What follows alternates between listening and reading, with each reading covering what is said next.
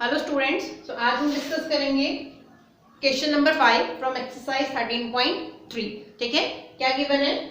What length of tarpaulin 3 metre wide will be required to make conical tent of height 8 metre and base radius 6 metre. Assume that the extra length of material that will be required for stitching margins of wastage in cutting is approximately 20 centimeter, right? और पाई है, specific given है, आपको 3.14 ही लेके चलना है. ठीक है, usually हम क्या लेते हैं 22/7, बट क्वेश्चन में जब गिवन होता है तो आपको 3.14 ही कंसिडर करना है, क्योंकि बाद में कैलकुलेशन में हमारे को आसानी आती है. ठीक है, चलिए तो क्वेश्चन को हमने रीड कर लिया है, अब समझते हैं क्या रहा है. आपसे क्वेश्चन में ये कह रहा है कि आपके पास टारपॉलिन कोई क्लॉथ है जिससे आपको कॉनिकल टेंट बनाना है, राइट? सपोज ये टारपॉलिन क्लॉथ है आपके पास, उसकी एक ये शीट है. ठीक है, इस तरह की शीट है आपके पास. अब इससे आपको क्या बनाना है? कॉन बनाना है. अब इन्फॉर्मेशन क्या दे रखी है टारपॉलिन शीट की? वाइड मतलब इसकी चौड़ाई कितनी है ये आपको दे रखी है, और पूछ क्या रहा है? इसकी लेंथ पूछ रहा है. ये तो कह रहा है व्हाट लेंथ ऑफ टारपॉलिन, तो मुझे इसकी लेंथ निकालनी है और ब्रेथ मुझे इसकी, चौड़ाई मुझे इसकी गिवन है. ठीक है, अब इससे हमें टेंट बनाना है, तो मतलब इसी को आपको फोल्ड करके इस तरीके से टेंट क्रिएट करना है. ठीक है, तो इसको फोल्ड करके हम इजीली टेंट बना पा रहे हैं, राइट? सो इस टेंट की भी इंफॉर्मेशन आपको दे रखी है क्वेश्चन में. क्या इंफॉर्मेशन दे रखी है? इस टेंट का हाइट 8 मीटर है और बेस रेडियस 6 मीटर है. ठीक है, तो ये इससे हमने कौन बना लिया जिसकी हाइट हमें पता है, that is 8 metre and base radius 6 metre, right? अब assume that the extra length of material will be required for stitching. अब ये कह रहा है कि जब हमने टारपॉलिन क्लॉथ से कोन को बनाया तो कुछ पार्ट हम उसकी फोल्डिंग में, मतलब जहां से हमें फोल्ड करना पड़ेगा उसको फोल्ड किया हमने इस तरीके से, और कुछ पार्ट स्टिचिंग में क्या हो जाता है, उसका वेस्ट हो जाता है इस तरीके से.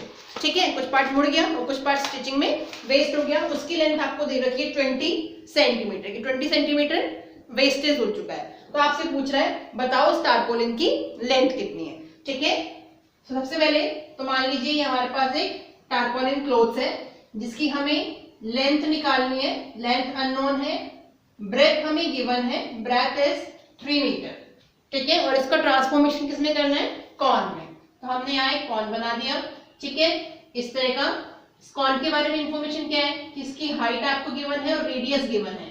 हाइट दैट इज 8 मीटर, ये है 8 मीटर, और ये रेडियस आपको गिवन है 6 मीटर. ठीक है, तो हमें एल कैलकुलेट करना है. ठीक है, अब इसको ध्यान से समझिएगा कि हम ऑब्वियसली टारपॉलिन से ही क्या बना रहे हैं? टेंट बना रहे हैं. अब टेंट अगर बना रहे हैं तो टारपॉलिन कहाँ लगेगा टेंट पे? ऑब्वियसली उसकी कर्ड सरफेस पे लगेगा. क्या बेस में भी हम टारपॉलिन लगाएंगे? नहीं, बेस से तो हम फोल्ड कर देंगे कॉनिकल शेप देने के लिए. तो टारपॉलिन ओवरऑल कहाँ लगेगा? इसकी कर्ड सरफेस पे लगेगा. ठीक है, तो इस शीट का जो एरिया होगा और जो इस टेंट का, कॉनिकल टेंट का कर्ड सरफेस एरिया होगा, दोनों इक्वल होंगे या नहीं? क्यों? क्योंकि ये शीट इसके कर्ड पाथ पे लगने वाली है. ठीक है, अगर ये टोटल सरफेस पे लगती तो हम क्या कहते? इसका एरिया इसके टोटल सरफेस एरिया के इक्वल हो गया. बट शीट हमने क्या आइडेंटिफाई किया? ओनली कर्ड पाथ पे लगेगी. ठीक है, तो इस शीट का, तो आई विल राइट.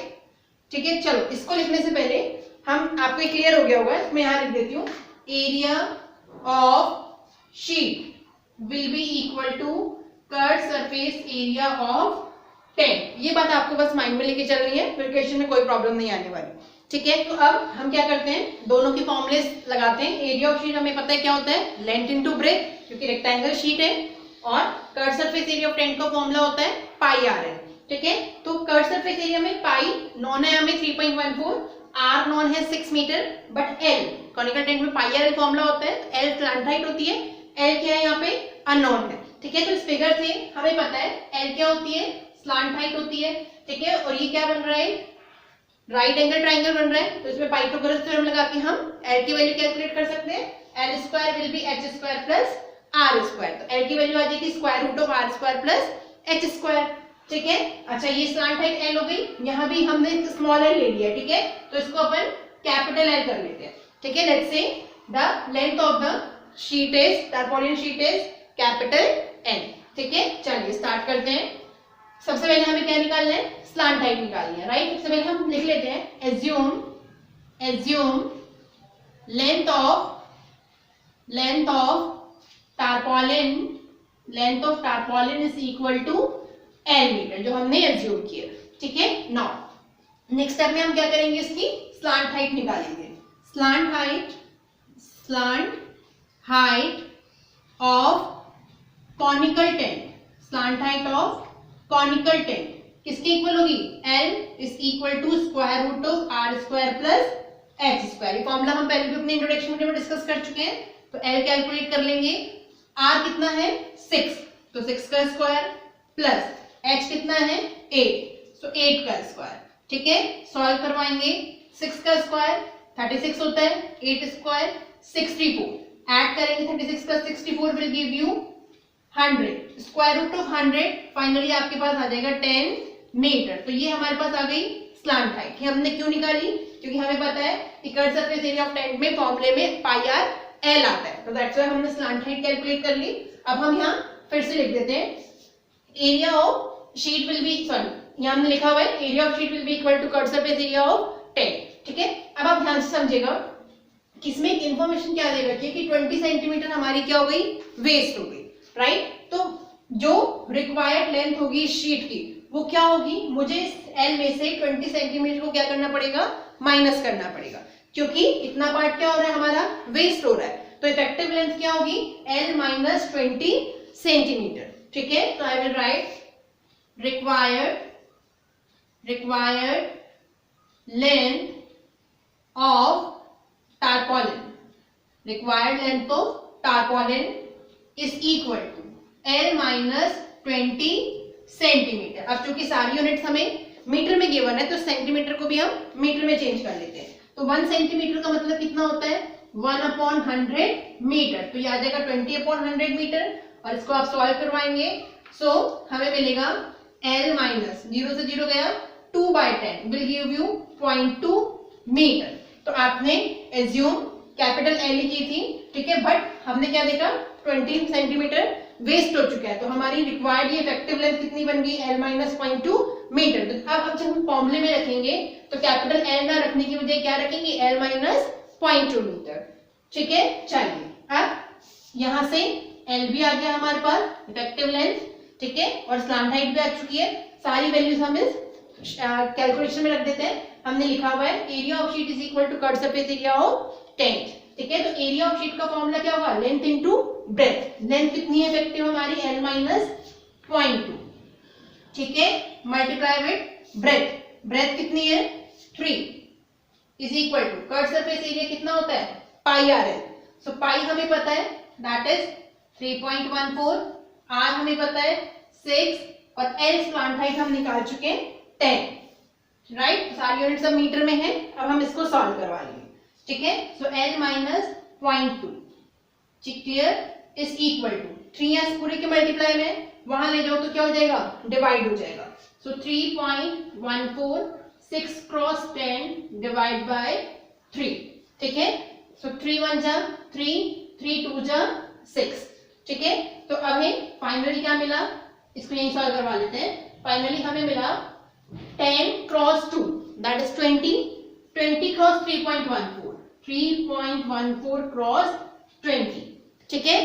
मल्टीप्लाई करवा के देख लेंगे क्या मिलता है, L minus 0.2 will be equal to 0 as it is, ठीक है। तो और नीचे कर देते हैं, L minus 0.2 will be 0 as it is, 4 2 जा 8, 2 1 जा 2, 3 2 जा 6, ठीक है। और पॉइंट के बाद 2 डिजिट्स हैं तो 62.80 ये हमें मिला, क्लियर। अब हम इस 0.2 को भी वहां लेके जाएंगे, सो L कितना आ जाएगा, L is equal to 62.80, minus का 0.2 उधर लेके जाओगे तो प्लस का 0.2 हो जाएगा, ठीक है।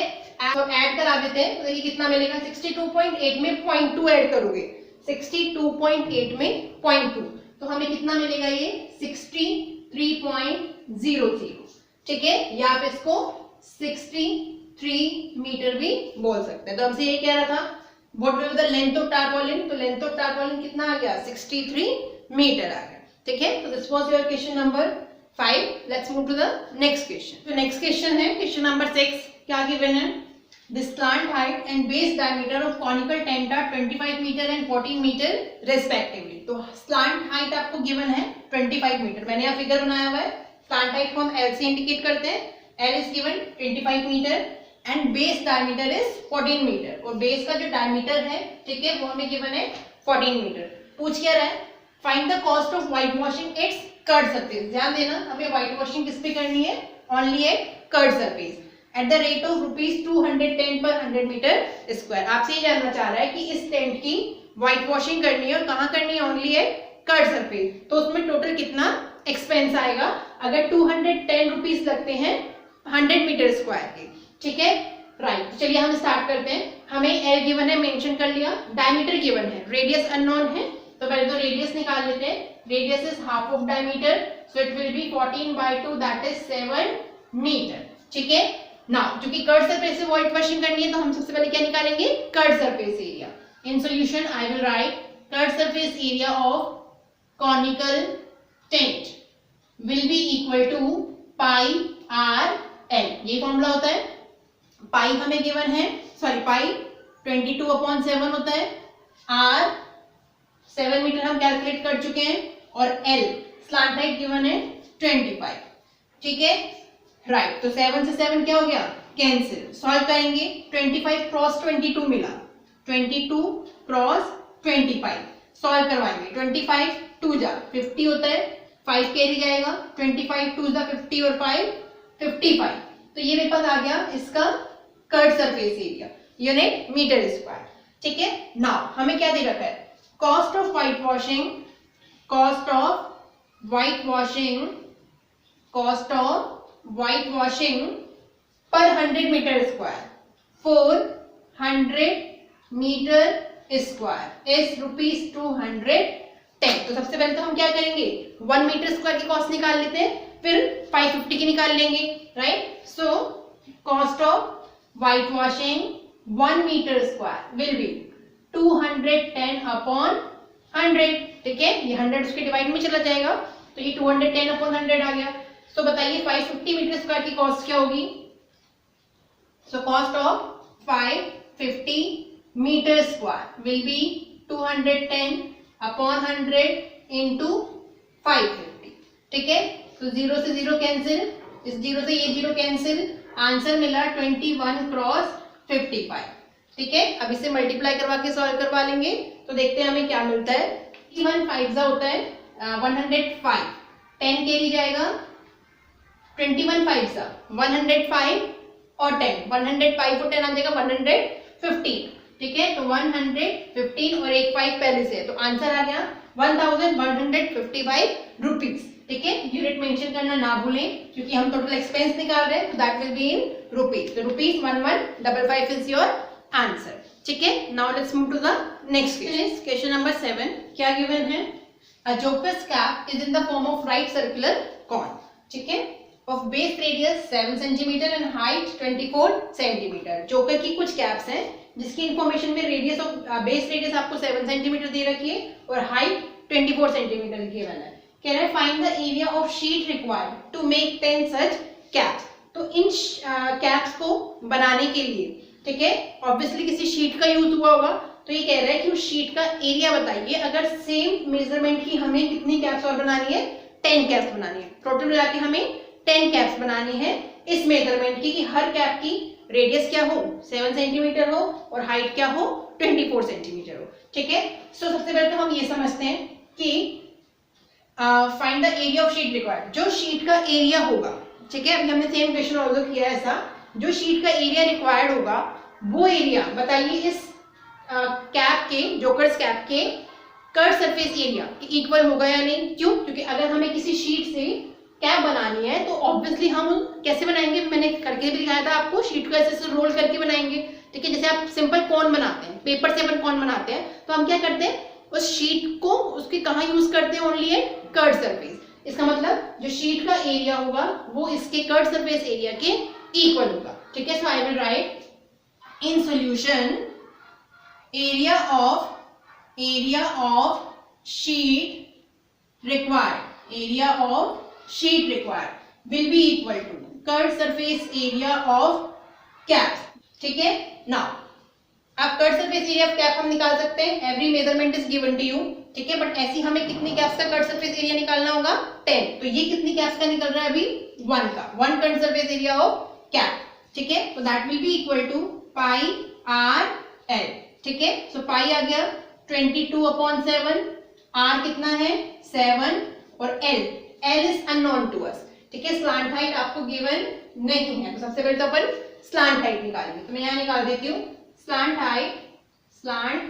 हाइट एल किसके इक्वल होती है square root of r square plus h square, ठीक है, तो this will be 7 square plus 24 square, ठीक है, दोनों सेंटीमीटर में है तो कन्वर्जन करना नहीं है, एल इज इक्वल टू 7 7 क्या 49 और 24 स्क्वायर, ठीक है, मुझे डायरेक्टली पता है तो मैं लिख रही हूँ दैट इज 576, आपको नहीं पता है तो आप मल्टीप्लाई करवा के देख सकते हैं 24 + 24, ठीक है, now will add them, so square root में 49 + 576 ऐड हो रहा है, ठीक है, तो ऐड करेंगे तो आपको मिलेगा 625, ठीक है, और स्क्वायर रूट ऑफ 625 क्या होता है 25 होता है, ठीक है, 25 सेंटीमीटर, क्योंकि ऑल डायमेंशंस आ रहे हैं सेंटीमीटर, तो एल की वैल्यू हमारे पास आ गई 25 सेंटीमीटर, ठीक है, तो अब हम यहाँ पे एल की वैल्यू रख सकते हैं दैट इज 25, ठीक है, तो 7 से 7 कैंसिल, 22 क्रॉस 25,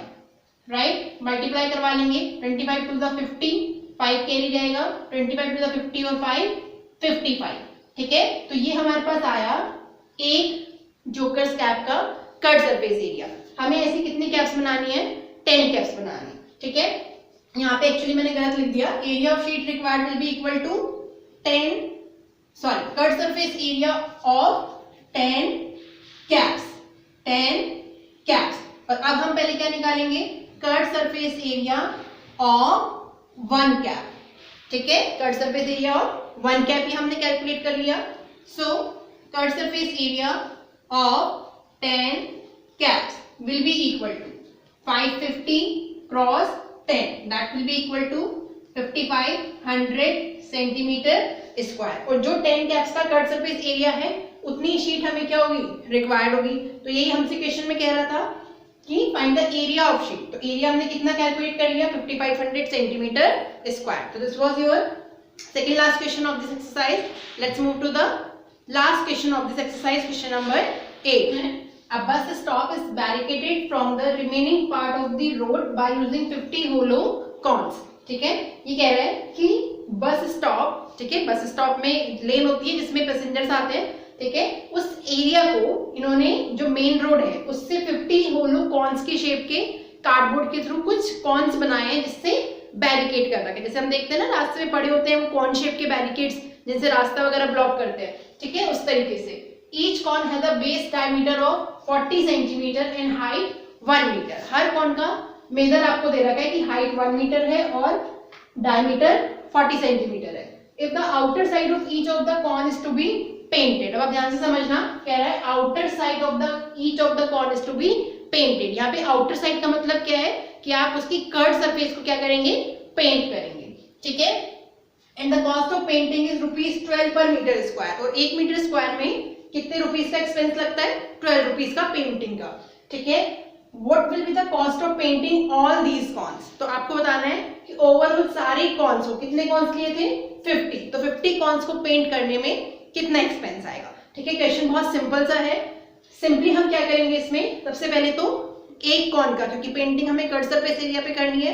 तो पहले एक कॉन का क्या करेंगे कट सरफेस एरिया निकालेंगे, ऐसे चूंकि 50 कॉन्स है तो जो एक कट सरफेस का एक कॉन का कट सरफेस एरिया आएगा उसको 50 से मल्टीप्लाई करवाएंगे तो 50 का एरिया आ जाएगा, फिर हमें 1 मीटर स्क्वायर की कॉस्ट दे रखी है 12, तो ओवरऑल जो आपने 50 का एरिया निकाला उसकी कॉस्ट आप मल्टीप्लाई करवा के निकाल लेंगे, ठीक है, तो चलिए स्टार्ट करते हैं, सबसे पहले तो हम कॉन बना लेते हैं स्ट्रक्चर, ठीक है, और इस पे पैरामीटर्स मेंशन कर लेते हैं जो हमें गिवन है, हमें क्या गिवन है cone has a base diameter of 40, तो ये बेस डायमीटर आपको पता है d is equal to 40 centimetre और हाइट पता है दैट इज 1 मीटर, ठीक है, तो ये h हमें पता है 1 मीटर, d पता है 40 सेंटीमीटर, तो चूंकि ये मीटर में है तो इसको कोस हमें मीटर स्क्वायर में है तो सेंटीमीटर को मीटर में कन्वर्ट कर लेते हैं, ठीक है, तो ये आ जाएगा 40/100, 100 मीटर, 0 से 0 कैंसिल, तो 4/10 मीटर, ठीक है। या आप इसको 0.4 भी लिख सकते हैं, 0.4, राइट। रेडियस क्या होती है, हाफ ऑफ डायमीटर, तो d कितना है 0.4, अपॉन 2 करोगे तो 0.2 मीटर आ गया, ठीक है। चलिए अब मैंने भी आपको एक्सप्लेन किया कि हमें क्या करना है, क्योंकि आउटर साइड पे पेंटिंग करनी है इसके आउटर साइड का मतलब क्या है, इसकी कर्व सरफेस। तो कर्व सरफेस एरिया हम एक कोण का पहले निकालेंगे, तो फॉर्मूला क्या होता है, पाई आर एल। पाई पता है हमें 3.14 लेना है, आर हमने निकाल लिया, एल स्लांट हाइट अभी भी अननोन है, तो सबसे पहले हम क्या करते हैं, स्लांट हाइट निकाल लेते हैं, ठीक है। लेट्स से स्लांट हाइट इज एल, ठीक है। तो in solution I will write slant height of one cone is equal to, क्या फॉर्मूला होता है, l is equal to square root of r square plus h square. So r कितना है हमारा 0.2 metre इसका स्क्वायर, प्लस एच कितना है 1, that is 1 square.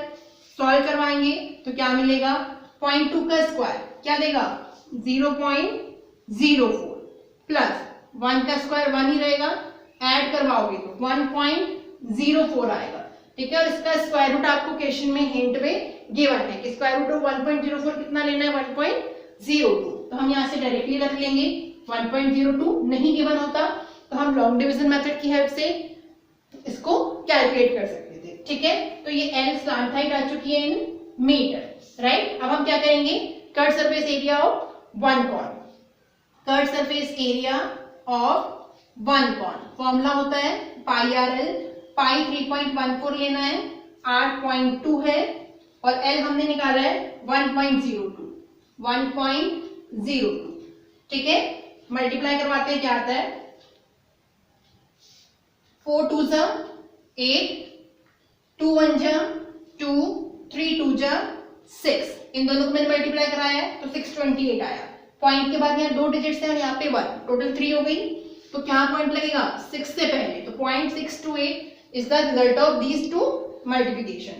अब ये किससे मल्टीप्लाई हो रहा है 1.02 से, ठीक है। अब आप इसको एक साइड में रफ में मल्टीप्लाई करवा के देखेंगे, ठीक है, कि अगर हम 0.628 मल्टीप्लाइड विद 1.02 करते हैं तो क्या आता है, ठीक है।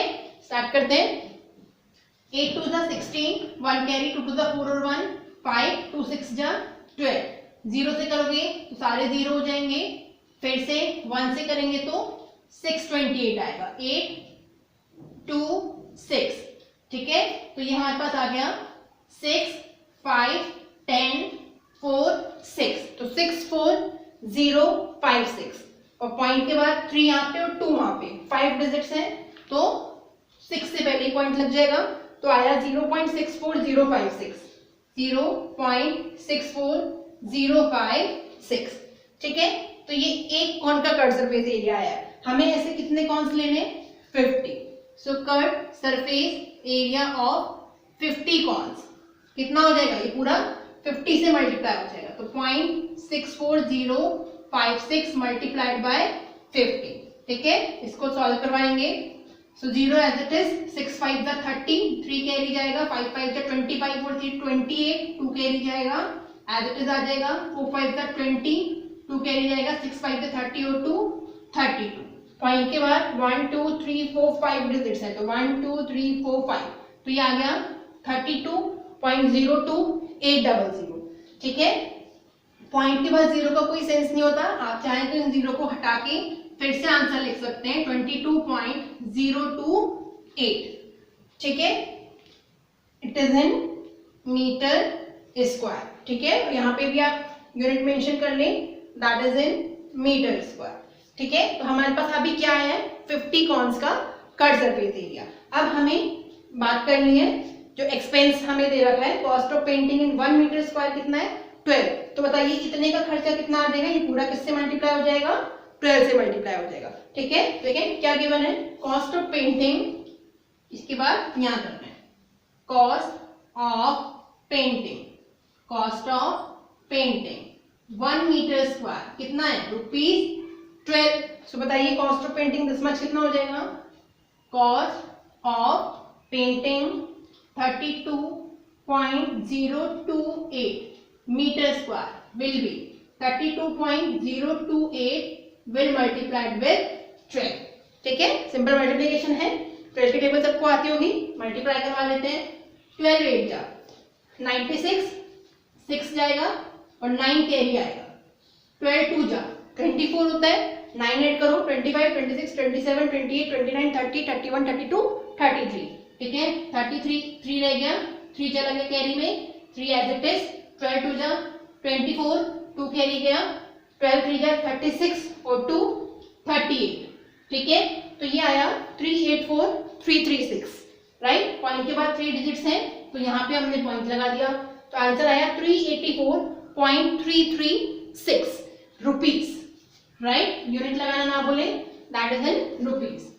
क्लियर है? नाउ आपकी बुक में शायद आंसर थोड़ा सा इसको मॉडिफाई करके लिखा होगा। क्या लिखा होगा देखिए, दिस इज 384, अब पॉइंट 3 मैंने रखा और 36, ठीक है, मतलब 0.036 है, तो ये 35 से ज्यादा है, तो हम इसको किसके अप्रोक्सीमेट लिख सकते हैं? 4 के अप्रोक्सीमेट लिख सकते हैं, तो that is 0.34 rupees. Right, may be आपकी बुक में ये आंसर दिया हो, बट यहाँ तक भी अगर आप इसको लेफ्ट करते हैं तो you are correct. Right, so this was your exercise 13.3. now this is complete. I hope आपको सारे क्वेश्चन समझ में आए होंगे। वीडियो अच्छा लगा तो लाइक शेयर जरूर करें, ठीक है, और नेक्स्ट वीडियो में हम 13.4 का इंट्रोडक्शन डिस्कस करेंगे।